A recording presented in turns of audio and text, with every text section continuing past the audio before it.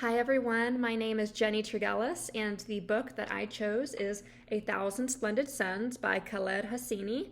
And I have the hardcover of this book, but I recently moved, so until I find it in one of the millions of boxes, this is the one that I have on my Kindle.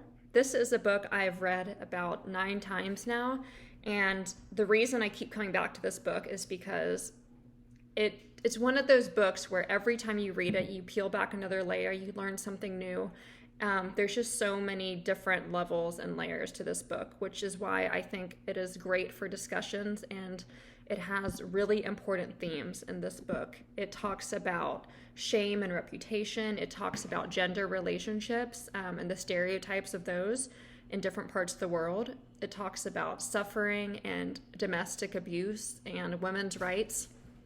And the book itself just really depicts and paints a picture, a really beautiful and tragic picture of life in Afghanistan for a young woman during the time of the early 1960s. And what I really love about this book is this author has written many books about life in Afghanistan, and it's always painted through, or we always look at the book through the lens of a man. And many times when we are learning about this part of the world, we are looking at it through the lens and the perspective of a man.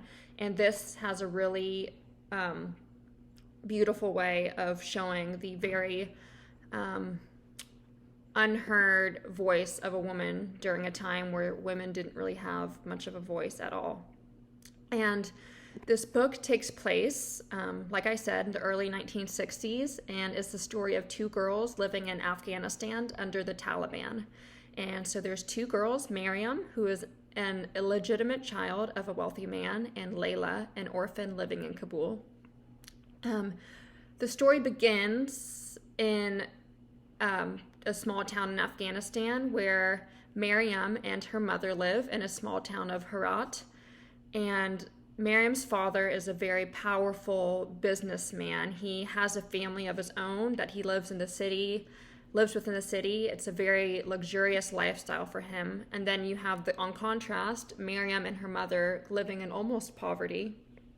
And Miriam kind of has this childlike innocence, being a child herself, and doesn't quite understand that the way that her father treats her is unfair. She just thinks that this is how life is, and she was born illegitimately, and so that's just how life should be or is. She doesn't know anything different.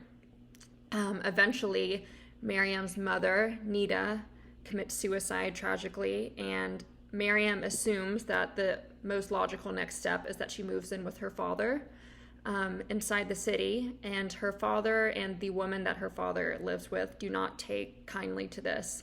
And so they eventually send her to live in Kabul with a much, much older man, a widowed man, and they do not see her again. So she marries this much older man, and it's very uncomfortable for her, being such a young woman and never having dated anyone before, let alone having to be married. And they have an interesting relationship. He is decent to her. He treats her well in some ways, but is very hard on her when it comes to her womanly responsibilities, keeping the house, cooking, criticizes her a lot. And then Miriam eventually becomes pregnant and loses the child. And after that, her husband Rashid just starts to resent her, and the abuse just takes on a whole new level. Meanwhile, there's a young girl named Layla, who's living in Kabul, whose parents are killed.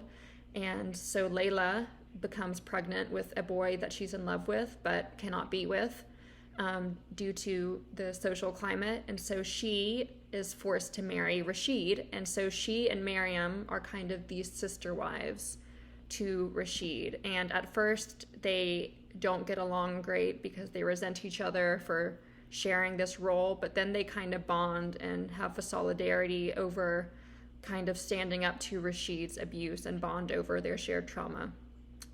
There is an incident towards the end where Miriam kills Rashid, who is beating Layla in self-defense, and Rashid dies, and Miriam to protect Layla, turns herself into the Taliban, where she is stoned to death.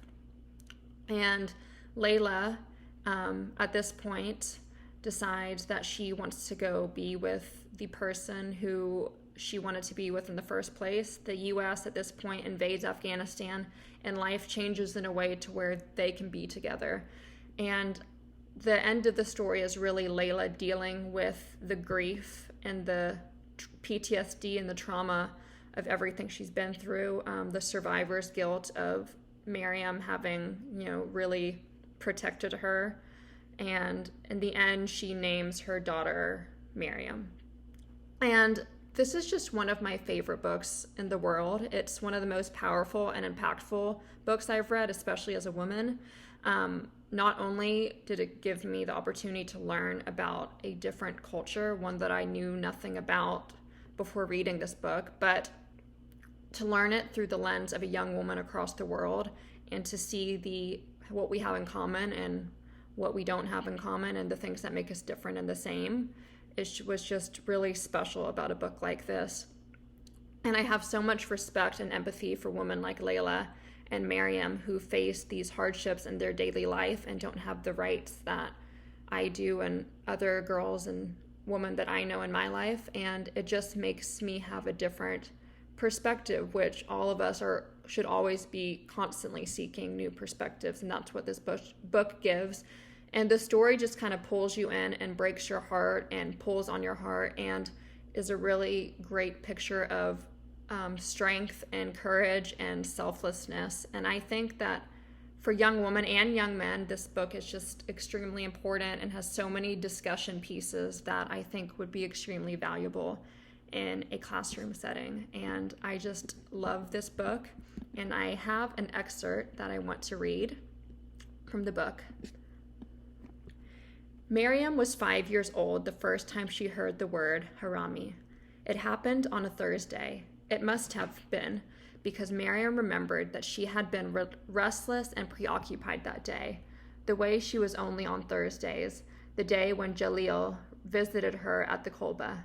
To pass the time until the moment that she would see him at last, crossing the knee-high grass in the clearing and waving, Miriam had climbed a chair and taken down her mother's Chinese tea set. The tea set was the sole relic that Miriam's mother, Nana, had from her own mother, who had died when Nana was 2. Nana cherished each blue and white porcelain piece, the graceful curves of the pot's spout. At the time, Miriam did not understand. She did not know what this word harami, bastard, meant. Nor was she old enough to appreciate the injustice, to see that it is the creators of the harami who are culpable, not the harami, whose only sin is being born. Miriam did surmise, by the way Nana said the word, that it was an ugly, loathsome thing to be a harami, like an insect, like the scurrying cockroaches Nana was always cursing and sweeping out of the kolba. Later, when she was older, Miriam did understand. It was the way Nana uttered the word, not so much saying it as spitting it at her, that made Miriam feel the full sting of it. She understood then what Nana meant, that a harami was an unwanted thing, that she, Miriam, was an illegitimate person who would never have legitimate claim to the things that other people had, things such as love, family, home, and acceptance. And I just think that excerpt really just gives you a great idea of the book and its themes, and some of a great picture of Miriam and where she is in her life at that time. So thank you so much for listening, and I hope that you enjoyed listening about 1,000 Splendid Suns.